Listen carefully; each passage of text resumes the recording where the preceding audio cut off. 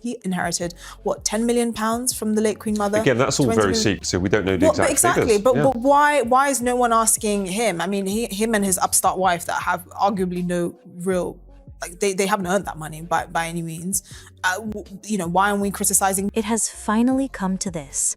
The boy once loved as the funny and loyal grandson of Queen Elizabeth II now faces the most embarrassing loss of his identity.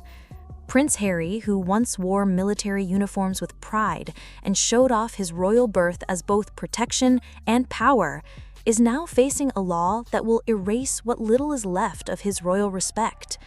In just 2 days, with the quick push of Prime Minister Keir Starmer, the removal of titles bill is ready to pass, legally taking away the titles Harry and Meghan still like to show off.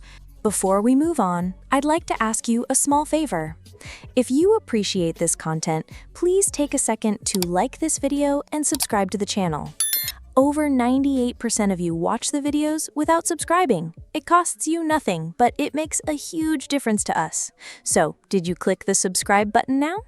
Great. Thank you so much. Now, back to the video. Extend the same courtesy to William. Well, £369 million that's come from Crown Estate money. It's a very complicated system where the profits in the Crown Estate then get, hived off by a certain percentage to repair Buckingham Palace over 10 years. Because of COVID and because... As if that wasn't bad enough, the UK government has now given the couple a huge $500,000 tax fine for what officials call using royal benefits while avoiding British taxes. For Harry, this is about more than money or titles. It is a public tearing apart of everything he once said he believed in. The speed behind the Parliament's decision is unlike anything seen in modern royal history. MPs are not talking about this law just to follow rules. They are moving forward with clear anger that Harry himself caused. Got 100 million this year to complete Buckingham Palace. Do you think that's is it worth the money? Do we want all this money spent on a grand Buckingham Palace that people can visit and we can have state visits there? For years, he has used his titles, calling himself Prince Harry and Duke of Sussex, as golden passes in Hollywood meetings, in deals with Netflix, Spotify, and in public speaking jobs. He promised he wanted a life of freedom away from royal duty, yet he carried the most money-making parts of royalty with him. This double standard has angered not only the public, but also the leaders in Parliament. It has become impossible to ignore. If Harry no longer works as a royal, if he no longer respects the crown, then he cannot keep gaining from it either. They'll get the money back, aren't they? Yeah, exactly, if they open it up more, then, if they open it up, 10 months a year as opposed to, how many months is it open now? 4 or 5 or something? Whatever, if they They've extended it over the summer now. Yeah, extended it over the summer. They will get the money back, so that's fair enough. But it's a question of what. But I thought it was also rather interesting. I didn't think it was a very good look for William not to reveal what income tax. The removal of titles bill is a clear message that the time of special treatment is over. The fast progress of this law through Parliament shows its own story. Leaders from every side have come together in rare agreement. The government, led by Keir Starmer, has made taking away Harry's titles a top goal, calling it both a legal need and an issue of public honesty. Even members of the opposition, who usually argue against the government, have given support. The reason is clear. Harry has become a problem, not only for the royal family, but for Britain itself. He is seen as a man who left his country, yet still uses it. A man who speaks badly about the royals in documentaries and interviews while living off the power that family gave him. I think it's a very strange thing. His spokespeople say that he's paying the maximum income tax on his profits from the Duchy of Cornwall.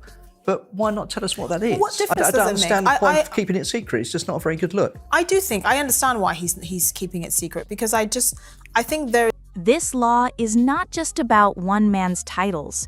It is about sending a message that the crown cannot be used by people who leave but still want to profit. That message becomes even stronger when joined with the $500,000 tax penalty. The Treasury has decided that Harry, while chasing big deals and Hollywood fame, has kept using his royal name in ways that should have brought tax duties in the UK. Instead, they say he avoided the taxes that any normal British citizen would have had to pay. The penalty is not just a bill, it is a public warning of responsibility. It says clearly that Prince Harry is not above the law, not free from paying money owed, and not protected by family or birthright. For the first time, the UK government has put its full force on him, making him face the same results that others cannot avoid. We can really argue the case that this is actually an institution that benefits Britain in virtually every single way. I don't think that's asking for too much, but going down this rabbit hole about how much he actually makes, well, how much does he enjoy? He's not on a yacht in the south of France living the life that he wants to. For Harry, the shame could not be worse. The boy who once saluted soldiers in parades and rode in golden carriages now stands as just a man, fined like any other taxpayer, losing the special rights he once thought he could never lose. His fans will say this is too harsh, that Parliament and the Treasury are hurting him out of anger, but the truth is much simpler. Harry caused this himself by always using his titles for deals while refusing the duties tied to them. He built a double standard that could no longer be allowed. Parliament is shutting that door. The Treasury is locking it with money pressure. The story of the runaway prince has ended in the hard truth of responsibility. So, I mean, there has to be limits on what you can share. And this is why I also agree with sort of Prince William's approach to streamlining the royal family, like many European royals have done, and downsizing it to have like, they just need 2 homes, really. That's all they can make use. Sandringham and you know, Buckingham Palace, and just make everything else. And still, the personal pain is maybe the hardest for Harry. Titles are not only names, they are his whole identity. They change him from just Harry Windsor, 6th in line, into someone who mattered to the world. Without Prince and without Duke, he turns into an ordinary man in the eyes of governments, groups, and world leaders. His invites to big meetings, his seat at events, his power to charge millions for speeches, all of it came from the shine of royalty. Take away the titles, and what is left is a man who left his duties but thought the honor would stay safe. When you give the public too much to talk about, again, he can't win. He could pay so much in income tax, but people are saying, oh, but then you must be earning this much. And then we get into a back and forth about what he's actually earning. You do have to realize that the royal family are kind of in a fishbowl. So they may be fabulously wealthy, but they can't really enjoy it. They can't walk around with like Rolexes and in ostentatious garb. Parliament is ready to show the truth. And the tax fine makes sure the results are not just for show, they are money, clear and real. This is the story Harry is now making for himself. Once he was praised as a soldier who cared more about duty than himself. Now he is stuck arguing about titles he said he didn't want but still refuses to drop. Once he was seen as someone who could bring new life and kindness to the monarchy. Now, he is the proof politicians used to say royal privilege must be controlled and taken away when misused. And once, he was loved as the Queen's grandson, the playful but loyal one who made the monarchy feel close to the people. Income tax thing is interesting. We're going to get onto it later. We'll chat about it now.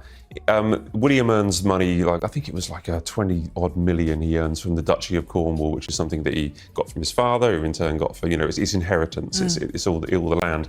And so he receives all this money, and then he pays the full rate of income tax. Now he is the target of laws and fines that will forever mark him as the prince who lost everything.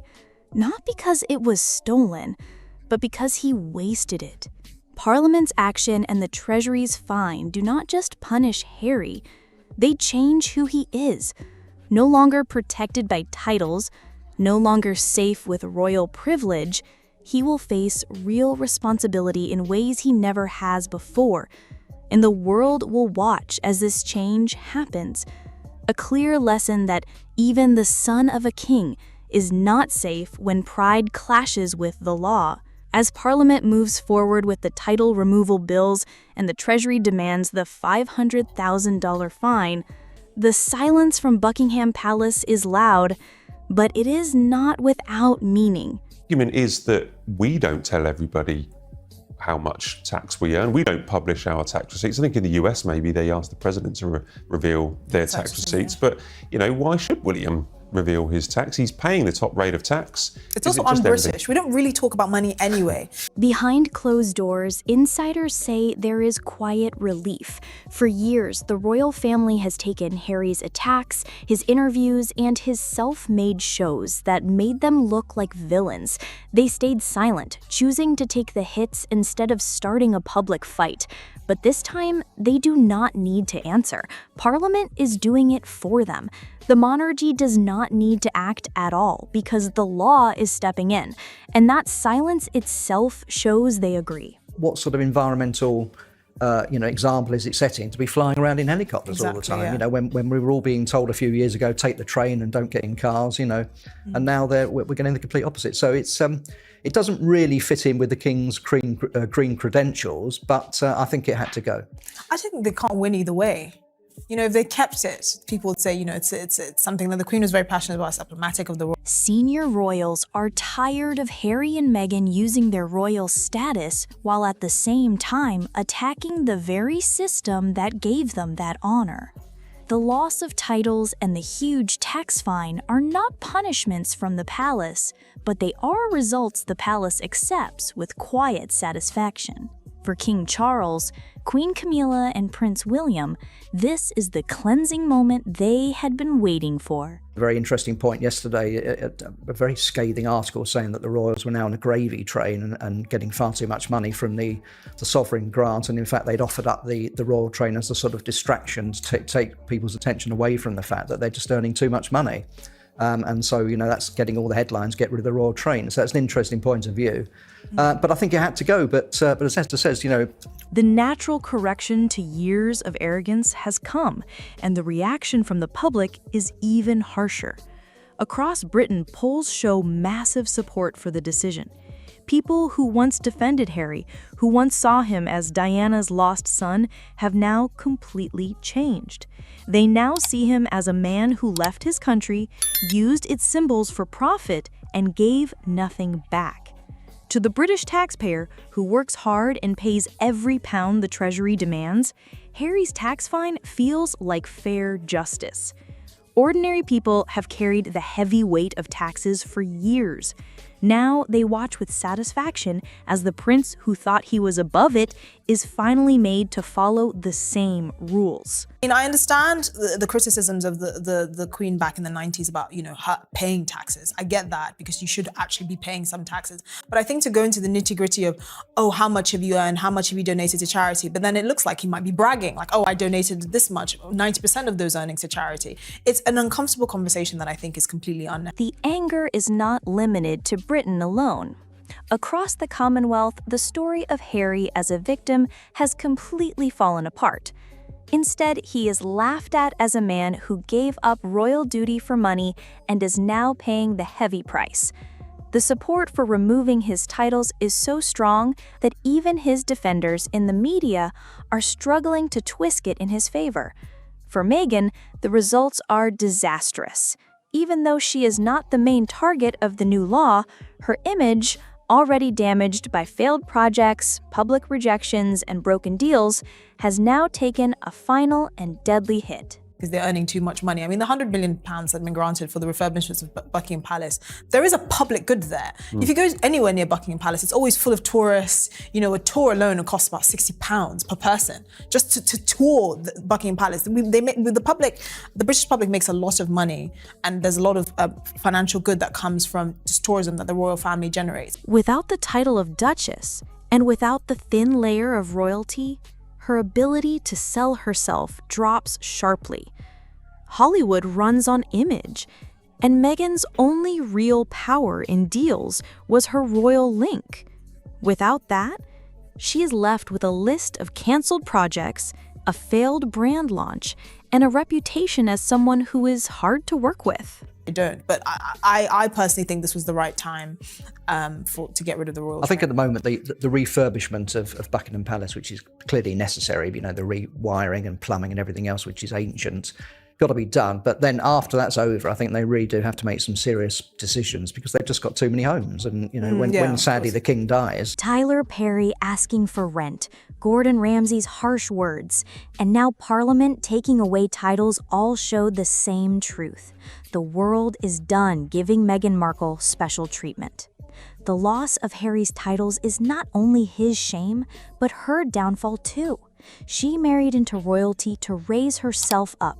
Now the royal link pulls her further down into disgrace. I'm a private, but they've, you know, it still doesn't. It's not a good look to have 7 or 8 homes, is it? Do you not think the royal family should have lots of homes? It's the royal family. Do you I not think they should have make use of helicopters? all They of should them. have trains. They should have a yacht. This is the whole idea. Yeah, I think they should to a certain extent. But